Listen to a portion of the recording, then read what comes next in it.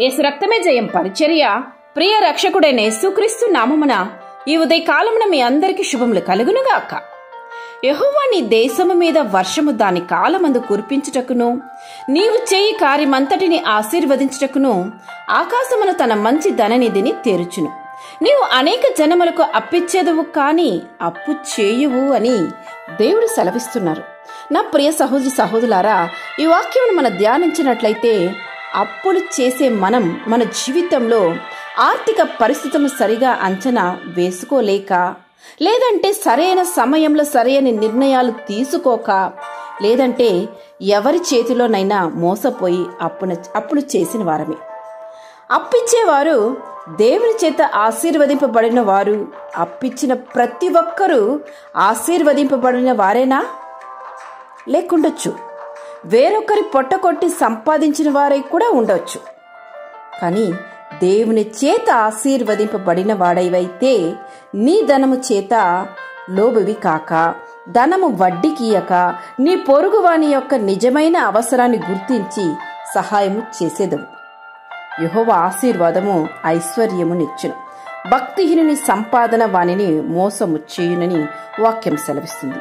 నీతిని విత్తువాడు శాశ్వతమైన బహుమానమును పొందును, ధనమును నమ్ముకొనివాడు పాడైపోవును.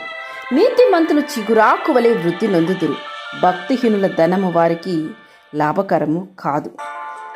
దేవుని యందు నువ్వు విశ్వాసముంచి నీవు నీ కష్టార్జితముతో నీవు సంపాదించుకొనిన ధనాన్ని దేవుడు ఎప్పుడు కానీ ఆశీర్వదించి అభివృద్ధి పరుస్తారు.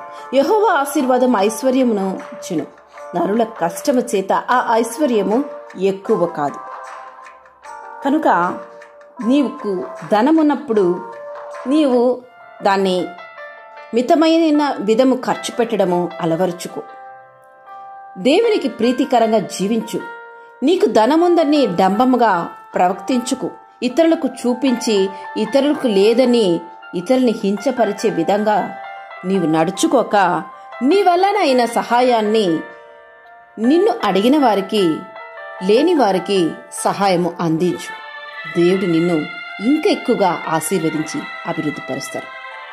అంతేకాని నీకున్న దానిని ఇతరులకు చూపించి ఇతరులకు లేని వాటిని గూర్చి వారిని హింసపరచడమో, మాట్లాడడమో, దొప్పి చూపించడమో చేయకూడదు. నీవు అలా చేసినట్లయితే దేవుని కోపము నీ మీద రేగును. కనుక దేవునికి ప్రీతికరమైన జీవితాన్ని జీవించి ఆశీర్వాదమైన వ్యక్తిగా ఈ భూమిలో జీవించు. ఆమేన్. యేసు రక్తమే జయం పరిచర్యలో మీ సహోదరి. God bless you.